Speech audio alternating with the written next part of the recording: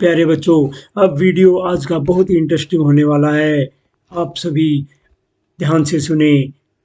ये जो जीके है हमारी, ये हमारी 10th के बाद एसएससी एमटीएस, प्लस टू के बाद एसएससी प्लस टू में लेवल के ऊपर एग्ज़ाम, और एसएससी स्नातक ग्रेजुएट लेवल के एग्ज़ाम के ऊपर भी ये जीके आती है। और ये 10वीं क्लास का चैप्टर है जो बहुत ही इम्पोर्टेंट है। सबसे ज़्यादा नंबर का है भारत में राष्ट्रवाद।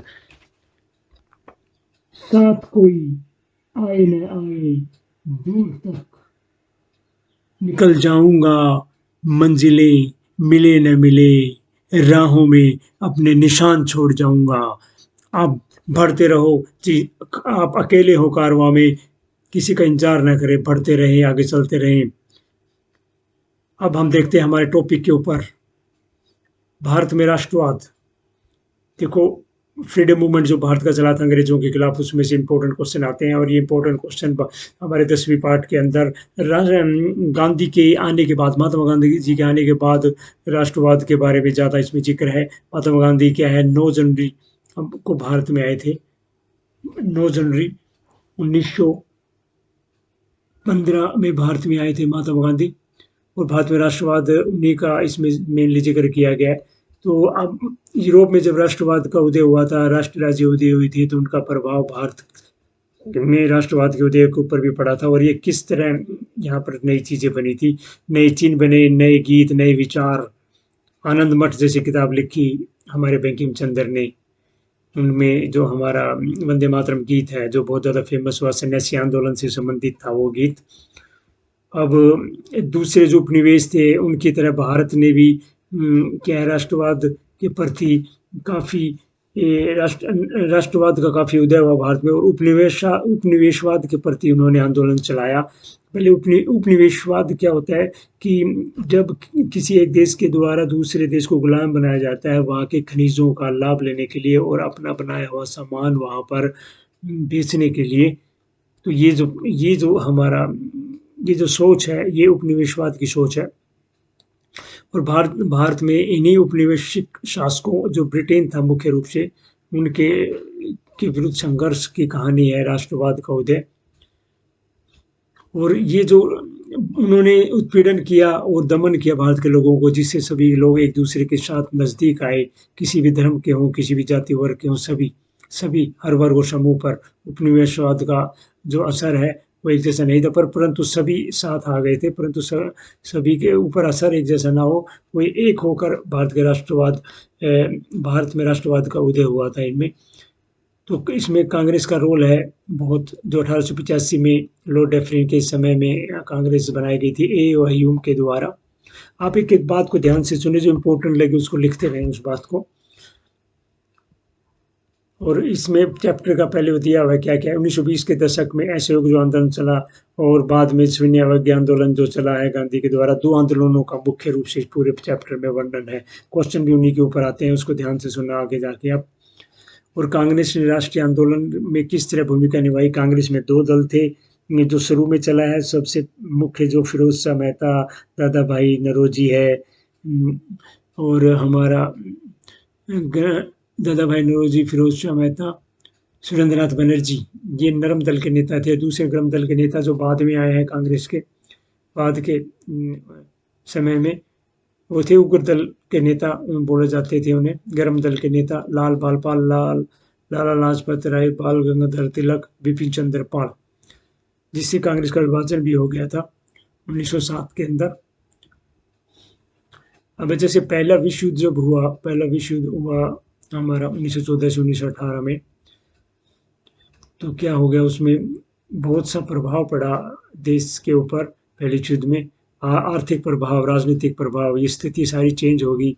क्या हुआ कि जो अंग्रेज सरकार थी उसने रक्षा व्यय में भारी इजाफा हुआ, और वो लोगों से पैसा फिर ये वसूल करना चाहती थी। भाई, जो रक्षा में पैसा लग रहा था लड़ाई लड़ने में, खर्चे की भरपाई करने के लिए युद्ध के नाम पर उसने क्या किया, युद्ध के नाम पर उसने कर्जे लिए, और करों में वृद्धि, टैक्स में वृद्धि कर दी, सीमा शुल्क बढ़ा दिया। एक सीमा से दूसरी सीमा में अगर सामान जा रहा है तो लोगों की जो आय हो रही है उसके ऊपर कर लगा दिए। देखो, फिर ये असंतोष की भावना फैल गई, और ये असंतोष की भावना है जो है यही राष्ट्रवाद के बढ़ाने में भी सहायता किया इसने।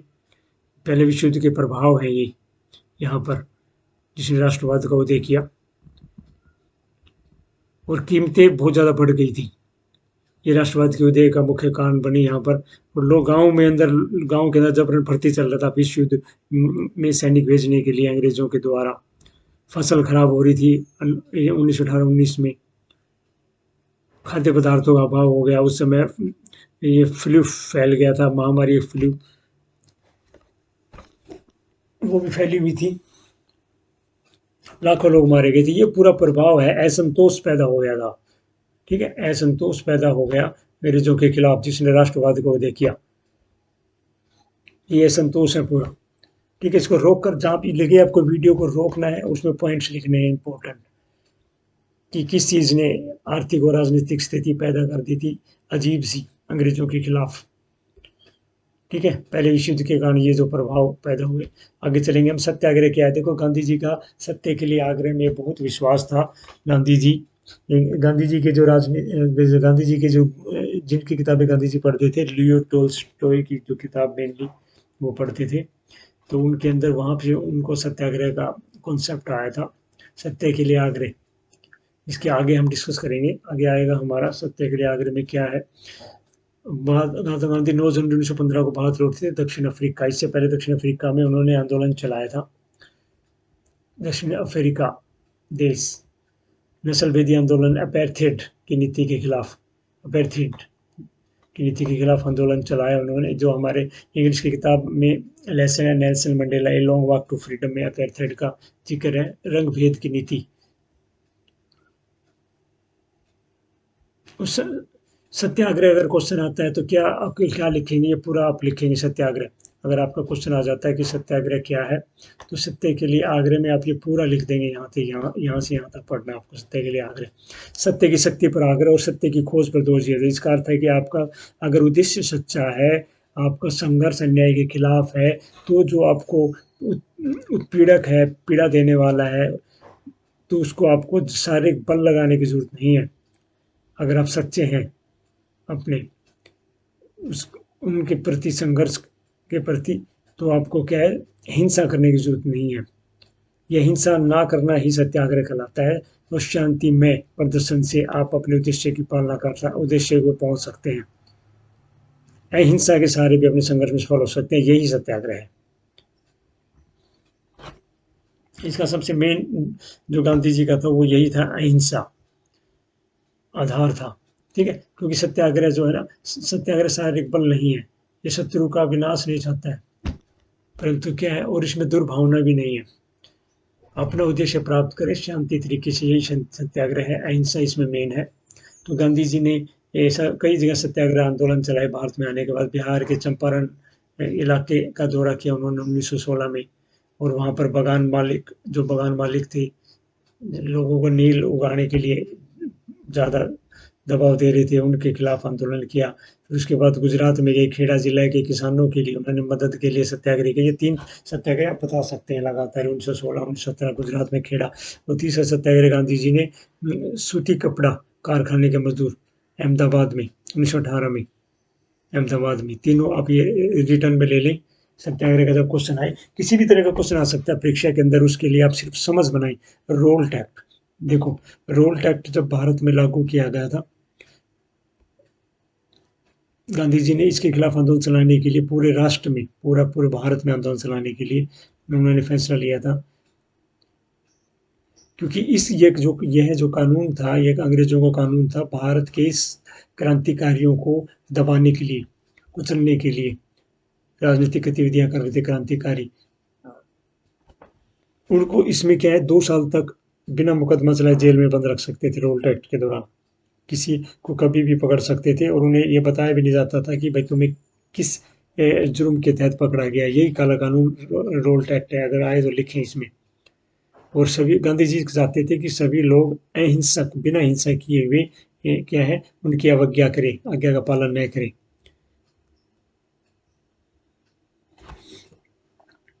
इसमें क्या है, ये चलाना चाहते थे इसके प्रति आंदोलन, परंतु उससे पहले ही जो व्यापक जन उभार हुआ, जिसके कारण रेलवे, टेलीग्राफ जैसी सुविधाएं भंग हो गई थी। तो इससे क्या हुआ था कि इससे अंग्रेजों ने फिर भारत के लोगों को दमनकारी नीति दमन करना शुरू कर दिया, जुलूसों पर गोली चलाना शुरू कर दिया, क्योंकि लोगों ने रोल टैक्स के खिलाफ जो प्रदर्शन करना शुरू कर दिया था।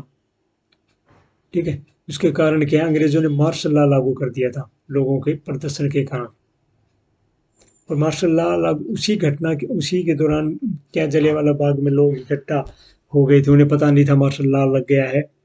और 13 अप्रैल 1919 को जब बैसाखी के दिन लोग वहाँ पे इकट्ठे हुए थे रोल टैक्स का विरोध करने के लिए, उन्हें पता नहीं था मार्शल लॉ लागू है कि हम, और अमृतसर में जनरल डायर की यहाँ पर जनरल बना दिया गया उसको। तो जनरल डायर ने उन्हें लाखों के जो लोग इकट्ठे हुए थे उनके ऊपर शहर के बाहर था वो सैनिकों के द्वारा गोलियां चला दी, उसमें सैकड़ों लोग मारे गए थे,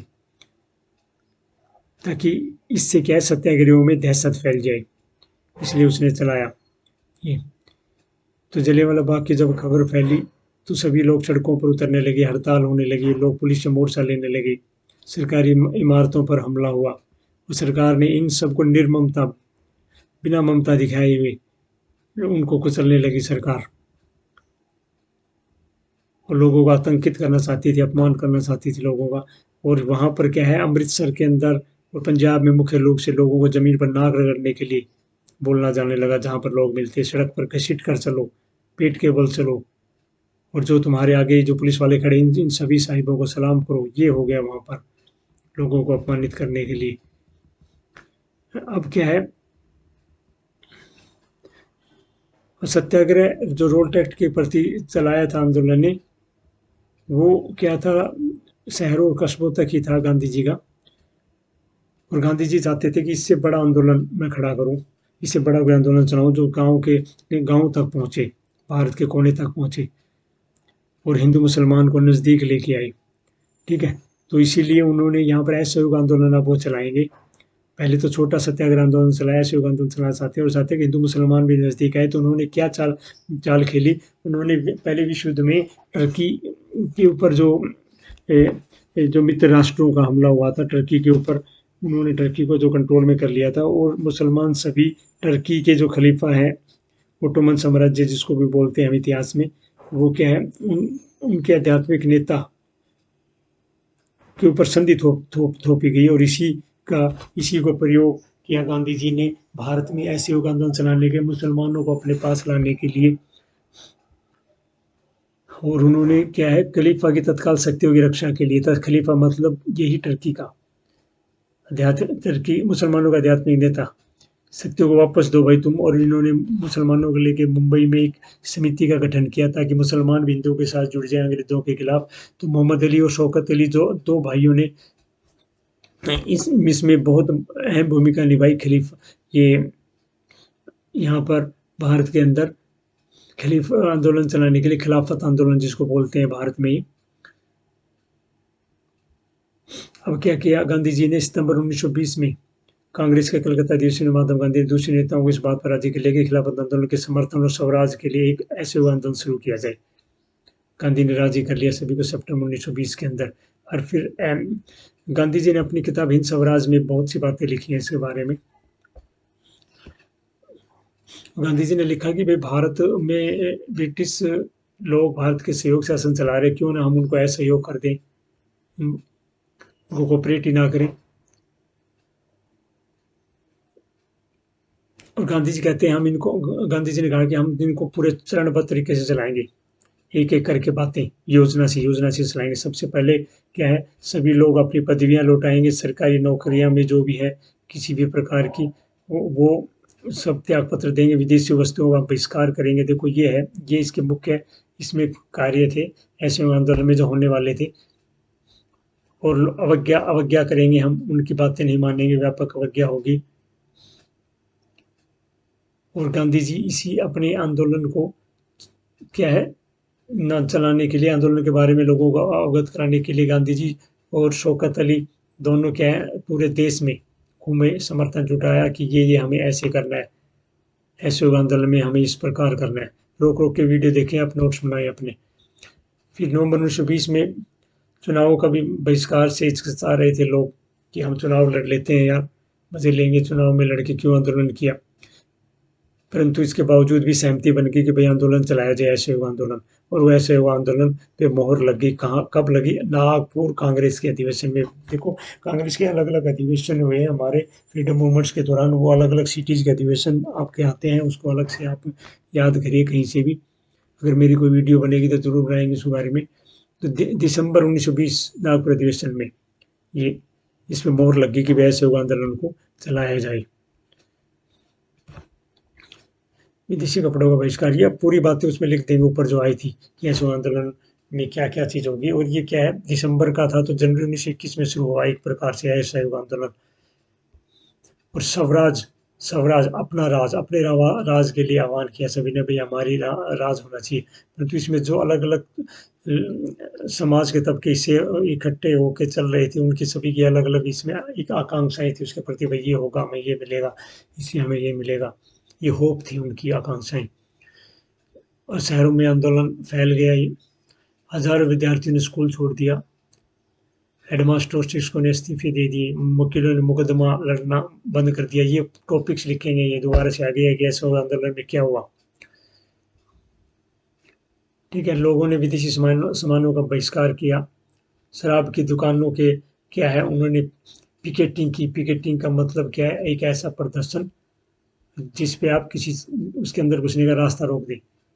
ठीक है, विदेशी कपड़ों का इससे क्या प्रभाव? आयात कम हो गया भारत में, अगर उनको बहुत नुकसान हुआ।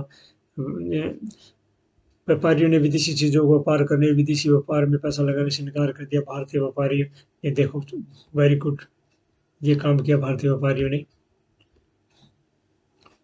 और कुछ समय बाद ये आंदोलन धीमा भी पड़ने लगा था कि इसमें बोला गया। देहात में भी ये पूरा आंदोलन फैल गया था। और बीच में ये असहयोग आंदोलन के बीच में एक परिभाषा आई है जो पिछले हमारे इतिहास के पाठों में थी कि गिरमिटिया मजदूर वो मजदूर थे जो भारत से विदेशों में अलग अलग जगह अंग्रेजों के ही उपनिवेशित देशों में ले जाए जाते थे एग्रीमेंट के द्वारा। वो गिरमिटिया मजदूर थे। उसका थोड़ा सा ये यहाँ पर जिक्र हुआ है गिरमिटिया मजदूरों का। और क्योंकि किसान भी असहयोग आंदोलन से जुड़े हुए थे, उनकी मांग ये थी कि भाई जो है ना, पट्टेदारी पे हम ज़मीन लेते हैं, ये बारी बारी हमें ज़मीन से हटा देते हैं, जिससे हमारे को क्या है, हम बेकार हो जाते हैं। हाँ, ठीक है, तो हमारी ये बेकारी ख़त्म हो, हमें लगान कम दिया जाए। ठीक है, जमींदार के प्रति बहिष्कार उन्होंने किया था। तो वो अपनी बातें लेकर वो भी असहयोग आंदोलन से किसान इस प्रकार जुड़ गए। आप लिख सकते हैं, बहुत मजबूती बनेगी क्वेश्चन की। ठीक है, तो इसमें आगे और आदिवासी जो किसान थे जो जंगलों में रहते थे, उन्होंने क्या, गांधी के असहयोग आंदोलन का अलग ही एक कुछ मतलब निकाला। जो अलग अलग सामाजिक संस्थाओं ने अलग अलग अपना इसका मतलब समझा और अलग अलग तरीके से इसको इन्होंने समझा मतलब। और यहाँ पर 1928 में वल्लभ भाई पटेल ने गुजरात के बारदोली में किसानों के आंदोलन का नेतृत्व किया। और यहीं पर उन्हें गुजरात के बारदोली सत्याग्रह में ही क्या है, वल्लभ भाई पटेल को सरदार की उपाधि वहाँ की औरतों ने दी थी। याद रखिए। और आदिवासियों ने इसका अलग मतलब निकाला असहयोग का। उन्होंने क्या है, थोड़ी हिंसा का भी प्रयोग किया, गुरिल्ला आंदोलन चलाया, छुप के अटैक जो करते हैं गुरिल्ला आंदोलन में होता है। तो सभी लोगों ने अलग अलग मतलब समझा असहयोग आंदोलन का। तो उनके जो एक जनजातियों के नेता थे, उन्होंने लोगों को काफ़ी प्रोत्साहित किया लोगों को। राजू नाम था उसका, जिसको बाद में अंग्रेजों ने फांसी दी थी। अब बगान जो थे अलग अलग तरह के प्लांटेशन बगान थे, तो उनमें भी क्या था, उनका वो भी स्वराज चाहते थे बगान, क्योंकि उस बगानों के अंदर काम करने वालों को घर नहीं जाने दिया जाता। तो उन्होंने इसका अंदाज़ा ऐसे लगाया कि भाई बगान हम छोड़ नहीं सकते। तो अभी गांधी जी ने कुछ आंदोलन चलाया, शायद इसका मतलब ये है कि बगान को हम छोड़ सकते हैं, यहाँ से अपना राज आ जाएगा, हमारा स्वराज खुद का। परंतु वो लोग घर नहीं पहुँच पाए क्योंकि सभी ट्रेनें बंद थी। और बगान अधिकतर ये बगान थे हमारे पूर्वोत्तर में, चाय के बगानों की बात है यहाँ पर।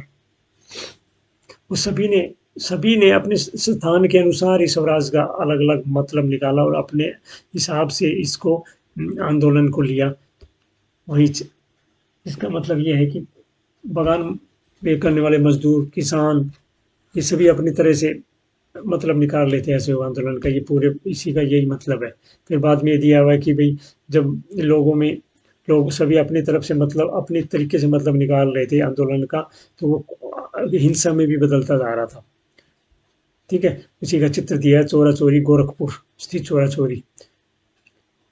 यूपी के सीएम आदित्यनाथ जो गोरखपुर से लड़ते हैं एमएलए चुनाव, उसमें चोरा चोरी में क्या है, पुलिस थाने को जला दिया लोगों ने। इससे गांधी जी बहुत हताहत हुए और उन्होंने असहयोग आंदोलन को रोकने का आह्वान किया था। 1922 में चोरा चोरी कांड हुआ था। ठीक है, 100 साल हो गए 2022 में इसको। अब क्या है, वो असहयोग आंदोलन गांधी ने फिर बंद कर दिया। तो अब दूसरा आंदोलन जो इस पार्ट के अंदर है हमारा पूरा, वो है सविनय अवज्ञा आंदोलन 1930 का। सिविल डिसोबीडियंस इंग्लिश में बोलते हैं इसको, सविनय अवज्ञा। तो इसमें थोड़ी सी भूमिका पहले क्या बना रखी है कि भारत भारत के अंदर अंग्रेजों ने शासन चलाने के लिए 3 अपने एक्ट बनाए थे। गवर्नमेंट के एक्ट 1909 का एक्ट, 1919 का और 1935 का एक्ट। ये गवर्नमेंट ऑफ इंडिया एक्ट है, अंग्रेजों ने जो दिए थे। और इनमें भारत का जो मूल संविधान है उसमें भी बहुत सी बातें ली गई हैं। सबसे ज्यादा 1935 की बातें हैं संविधान के अंदर।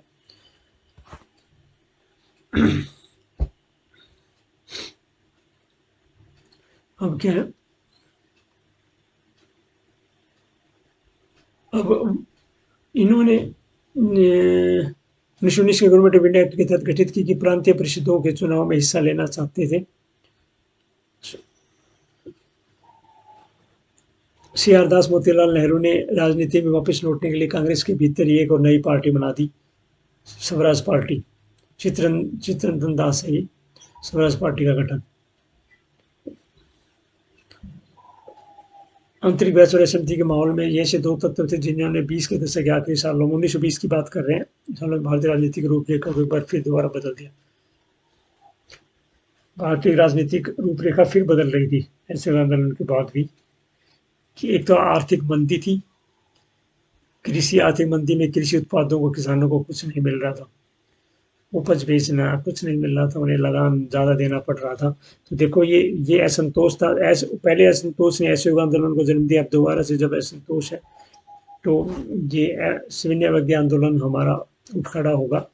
तो इसके कहते हैं राजनीतिक असंतोष के कारण भी अंग्रेजों ने क्या किया, अभी अंग्रेज कह रहे थे कि भारत में जो राजनीतिक ऐसा असंतोष चल रहा है, लोगों का प्रदर्शन चल रहा है राजनीतिक रूप से, उसका अध्ययन करो। जाकर साइमन कमीशन को बोला, एक नेता साइमन कमीशन एक उनका व्यक्ति था, उसके नेतृत्व में ग्रुप भेजा यहाँ पर, वैधानिक ग्रुप, ठीक है, कानूनी ग्रुप, कानूनी आयोग भेजा, परंतु उसमें कोई भी भारतीय नहीं था जो भारतीयों की बात रख सके। इसलिए भारत में इसका बहुत विरोध हुआ था, क्योंकि इसमें कोई भारतीय नहीं था, सब अंग्रेज थे। ऐसे ऐसे आंदोलन न सॉरी साइमन कमीशन, और उसका विरोध हुआ और हर जगह लोगों ने साइमन कमीशन वापस जाओ के नारे लगाए, साइमन कमीशन गो बैक। ठीक है, ऐसा ही विरोध जब लाहौर में हुआ था तो लाला लाजपत राय के नेतृत्व में काफ़ी लोगों ने विरोध किया। वहाँ पर उन पर क्या है, लाठियाँ मारी गई, जिसके कारण लाला की मृत्यु भी हो गई थी। उसका बदला लेने के लिए भगत सिंह और उन्होंने अंग्रेज अफसर को मार दिया था, फिर बाद में फांसी दी गई उन्हें। तो कांग्रेस और मुस्लिम लीग सभी पार्टियों ने प्रदर्शन में हिस्सा लिया। विरोध को शांत करने के लिए विरोध को शांत करने के लिए इसका साइमन कमीशन को उस समय हमारे जो यहाँ पर वाइसराय थे, उन्हें इरविन ने भारत के लिए एक घोषणा की भाई, कि भारत को डोमिनियन स्टेट्स बना दिया जाएगा, कुछ पावर दी जाएंगी भारत को, और आओ आप बात करो हमारे साथ, हमारे पास इंग्लैंड आओ, एक गोल मेज के चारों तरफ बैठकर बातें करेंगे। ठीक है, परंतु इस गोल मेज सम्मेलन में गांधी जी गए नहीं उन्होंने, क्योंकि आक्रामक हमारे कांग्रेस के नेताओं का आक्रामक तेवर था उस समय। परंतु जो नर्म दल के नेता थे वो चाहते थे कि डोमिनियन स्टेट्स का ही हम ले लें अंग्रेजों से, ये व्यवस्था जो दे रहे हैं। तो पर गर्म दल ये चाहता नहीं था, ठीक है, नहीं चाहता था। तो उन्होंने क्या किया, दिसंबर 1929 में जवाहरलाल नेहरू ने रावी नदी के किनारे जो अधिवेशन हुआ था लाहौर में, कांग्रेस का अधिवेशन, उनमें पूर्ण स्वराज की मांग को औपचारिक रूप से माना कि हम पूर्ण स्वराज ही लेकर रहेंगे भाई। और क्या करेंगे, जब जनवरी आएगी 26 जनवरी 1930 को, तो हम अपना पूर्ण स्वतंत्रता दिवस मनाएंगे, लोगों में जागरूकता लाने के लिए मनाएंगे हम। ठीक है, इसी बात से 26 जनवरी की डेट से प्रेरित होकर जब भारत आज़ाद हो चुका था तो सिद्धांत लागू किया 1950 में यहाँ से ही, क्योंकि सबसे पहले इन्होंने भारत वालों ने स्वतंत्रता दिवस मनाया था 26 जनवरी 1930 को।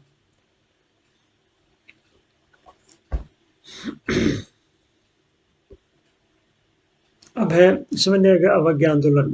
अब गांधी जी देश को एकजुट करना चाहते थे, क्योंकि गांधी जी डोमिनेंट स्टेट्स ये भी दर्जा नहीं चाहते थे कि डोमिनेंट स्टेट का दर्जा मिले सैमन कमीशन के बाद। तो उन्होंने क्या किया कि सबसे मेन क्या है, आप नमक से ही आंदोलन को जोड़ देते हैं, सारी जनता की भावना इसे जोड़ेंगी।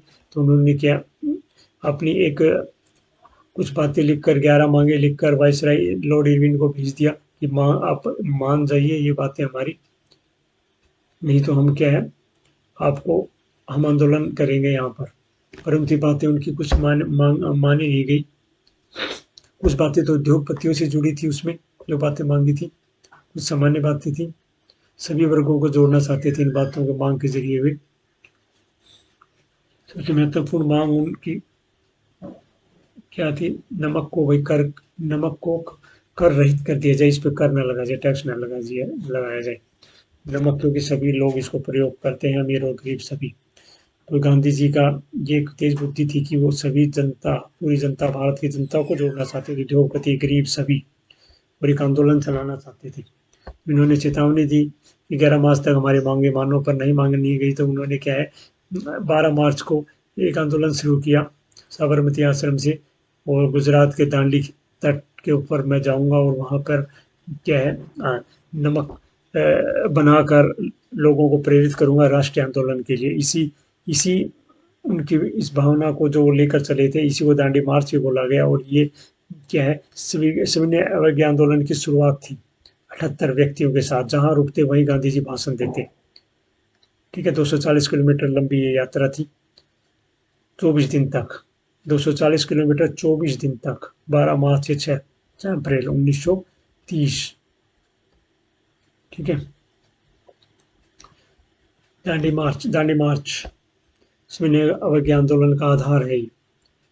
औपनिवेशिक कानूनों का उल्लंघन फिर उन्होंने क्या करने के लिए बोला सभी लोगों को, वहां पर समुद्र पर पानी उबालकर नमक बनाया, और कहता है कि अब आंदोलन की सभी लोग आंदोलित हो जाएं, भारत के लोग अंग्रेजों के औपनिवेशिक कानूनों का उल्लंघन करें, और वो शांतिपूर्ण तरीके से, अहिंसा से, सत्याग्रह से, हजारों लोगों ने फिर ऐसा किया। ठीक है, नमक का नमक बनाया, प्रदर्शन किए लोगों ने, विदेशी वही असहयोग आंदोलन में जो बातें थी वो दोबारा से रिपीट हुई सविनय अवज्ञा आंदोलन में। विदेशी कपड़ों का बहिष्कार किया, शराब की दुकानों के आगे खड़े हो गए, घुसने नहीं दिया लोगों को, पैकेटिंग किया, लगान कर चुकाने से इनकार कर दिया लोगों ने, कर्मचारी इस्तीफे दिए लोगों ने, वन कानूनों का उल्लंघन किया, जो वन कानून अंग्रेजों ने लगा दिए थे, कोई नहीं घुसेगा वनों में, हमारे वन है, अंग्रेज बोले। ठीक है, सभी ने अंग्रेजी कानूनों को अवज्ञा की। अब कांग्रेस नेताओं को गिरफ्तार करने लगी सरकार, बहुत सारे स्थानों पर हिंसक घटनाएं भी हुई थी। और एक ये जो व्यक्ति है अब्दुल गफ्फार खान, इसको सीमांत गांधी भी बोला जाता है, इसको भी गिरफ्तार कर लिया गया था।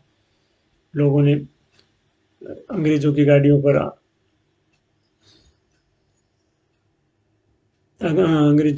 पर क्या है गुस्से भीड़ ने वहां पे सामना किया, उतर आई, उनको आक्रमण किया उनके ऊपर।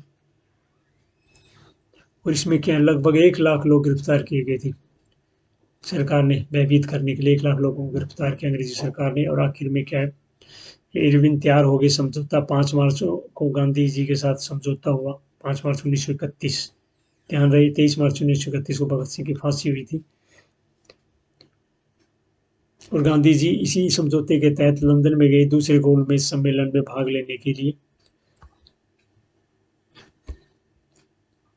गांधी जीवन समझौता जिसे बोला जाता है दूसरा। अब क्या है, समझौते में कैदियों को रिहा कर दिया गया। समझौते की शर्त के अनुसार लंदन पहुंच गए गांधी जी, वार्ता, परंतु वार्ता हो नहीं पाई, बीच में जो बात चाहते थे वो पूरी बातें मानी नहीं गई गांधी जी की। और सरकार ने फिर दमन शुरू कर दिया। सभी नेता जो मेन थे वो नेता सभी जेल में थे। सुनिए ये दोबारा से जब आंदोलन चलाया होगा तो सभी जेल में थे। दोबारा से गांधी जी ने आंदोलन शुरू कर दिया था, और ये साल भर आंदोलन चला। 1934 तक आते आते ये आंदोलन धीरे पड़ गया, क्योंकि गोलमेज सम्मेलन में जब भाग लेने के लिए तो आंदोलन समाप्त कर दिया गया था, सविनय अवज्ञा आंदोलन। ये बातें नहीं मानी तो दोबारा चलाया। अब सविनय अवज्ञा आंदोलन को ही जैसे ऐसे आंदोलन को अलग अलग तरीके से लिया गया, ऐसे ही लोगों ने सविनय अवज्ञा आंदोलन को भी अलग अलग तरीके से लिया। क्षेत्रीय प्रभाव या क्षेत्रीय गाँव के अंदर अलग अलग लोगों ने सभी, ठीक है। तो गाँव में संपन्न किसान समुदाय जैसे जो गुजरात के पाटीदार थे, खेतों को पट्टे पर लेते थे। उत्तर प्रदेश के जाट जाट किसान थे, उन्होंने आंदोलन को अलग तरीके से लिया उसको, क्योंकि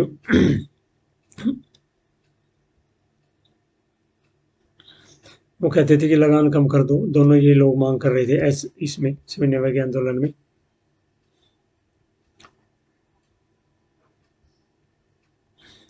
और उनकी लड़ाई, किसानों की लड़ाई एक तरह से स्वराज का मतलब लगान का कम करना था। और लगान कम किए ही बिना ही जब आंदोलन वापस लिया तो उन्हें बड़ी निराशा हुई। देखो, सभी लोग अपने तरीके से किसी भी आंदोलन को देखते हैं, सोचते हैं कि हमारी ये मांग भी उसमें मान ली जाए, ठीक है।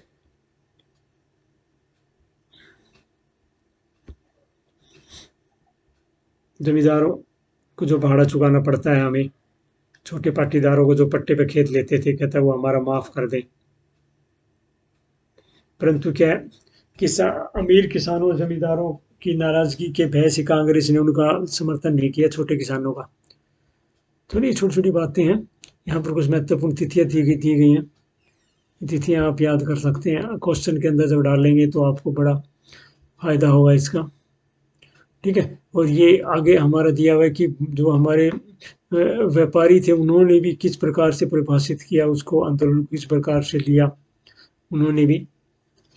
कुछ व्यापारियों के नाम दिए गए हैं। जीडी बिड़ला, उन्होंने भी, उद्योगपतियों ने भारतीय अर्थव्यवस्था पर जो औपनिवेशिक नियंत्रण का था वो विरोध किया, क्योंकि भारतीय व्यापारी भी प्रताड़ित थे अंग्रेजों से, और वो भी चाहते थे कि स्वराज आए और हमें बहुत सी छूट मिले, पाबंदियां खत्म हो हमारे ऊपर, व्यापार के ऊपर जो अंग्रेजों ने लगाई, हमारे पे जो कर ज्यादा लगा रखे वो खत्म हो,